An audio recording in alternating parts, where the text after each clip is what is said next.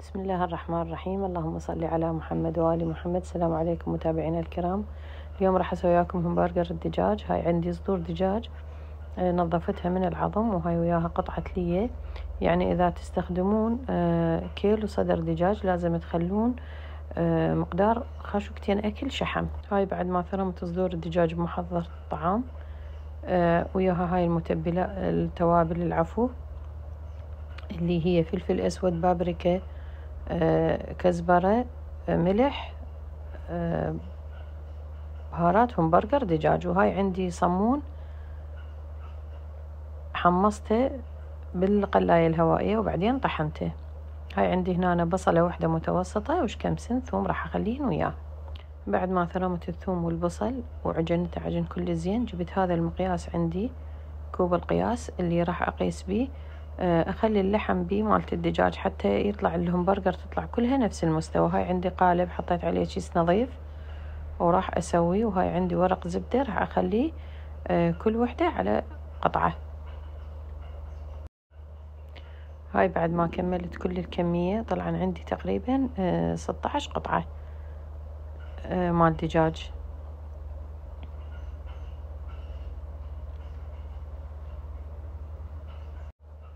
العفو 18 قطعة صارن. هاي طلعتهن راح اسويهن للعشاء، وهاي اللي بالعلبة راح اجمدها. هاي بعد ما شويت وحدة وما احكي لكم الريحة مالتها، يعني والله العظيم ريحة تخبل ريحتها، وطعمها كلش كلش طيب. انصحكم تجربوها، انظف واحسن من الهمبرجر اللي نشتريه من برا، ما نعرف ايش ثارمين ما ثارمين وياه. هاي صمون جبته من باب الاغا، يعني هاي صمونة صغيرة مو كبيرة. وهاي الهمبرجر علينا وعليكم بألف ألف عافية. أتمنى تعجبكم الوصفة. ورا ما سويت همبرجر الدجاج ورا يومين ردوا همبرجر لحم. أنا صراحة ما أحب همبرجر اللحم، بالبيت كلهم يحبونه بس أنا لا، أنا أحب الدجاج. هم يأكلون دجاج بس قليل، يعني مو مثل اللحم. هاي عندي كيلو لحم مال عجل مثروم، وياه ربع لية، بس المفروض هو يخلي أقل من ربع لية لأنه صار شوية دهين. وهاي عندي التوابل، بهارات همبرجر لحم وملح وبابريكا وفلفل أسود. وعندي هنا صمونة كهربائية، هاي هرست عليه كم فص ثوم. عندي صمونة كهربائية وخرت الوجه مالتها من فوق لأن بيسمسم، وبللتها بشوية مي حتى تبقى ناشفة، يعني ما أريدها كلش تصير يعني لينة حيل. يعني شوية مي، وهسه راح أعصرها إذا بيها مي. شوفوا ما بيها هي مي. هاي راح أعجنها ويا الكيلو اللحم. الهمبرجر اللحم مو مثل مالت الدجاج، مالت الدجاج خليت له بقسم محمص، هذا لا، بحط له هاي الصمونة. ومالت الدجاج بيها بصل، هذا ما بيه بصل بس ثوم. والتوابل ملح وبابريكا وفلفل أسود وبهارات همبرجر لحم.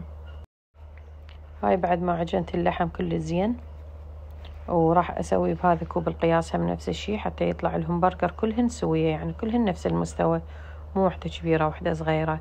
وبنفس القالب هذا مال الهمبرجر هم راح أسوي، وهم أخلي ورق الزبدة. وهسه إن شاء الله أكمل كل الكمية وأشوفكم وش قد طلعت وياي.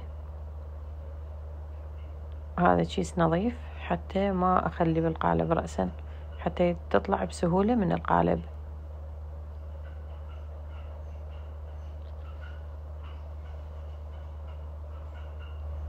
هاي هنا بعد ما كملت كل الكمية مال الهمبرجر مالت اللحم الكيلو طلعت أعتقد 16 قطعة أو 17 قطعة، ما أتذكر بالضبط إيش قد.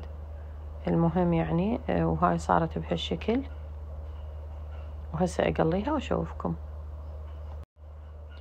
هاي هنا أنا قليتها، شوفوا دهنها زايد فشوية، يعني شلون اللي ما تماسكت حيل، لازم هي أكثر شي بيها لحم.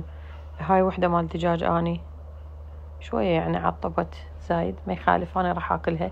وهاي الهمبرجر اللحم هم يحبوه مستوي زايد، يعني مو أني مثلا متعمدة عليه مسويته تقولون حرقته. فهذا يعني هم يحبوه هيك مستوي زايد. هاي عندي كاتشب صاص، وسويت لهم هاي اللفات، وهم اللي يعجبهم شي يعجبه واحد يخلي عليها يخليه. وما أحكي لكم الريحة مالتها كلش طيبة. همبرجر لحم. هاي إلي مالت الدجاج الصغيرة، وهذن الكبار الهم بيها همبرجر لحم. ما أحكي لكم الريحة كلش طيبة طبعا، وأنصحكم طعمها كلش طيب سواء دجاج أو اللحم. علينا وعليكم بألف ألف عافية.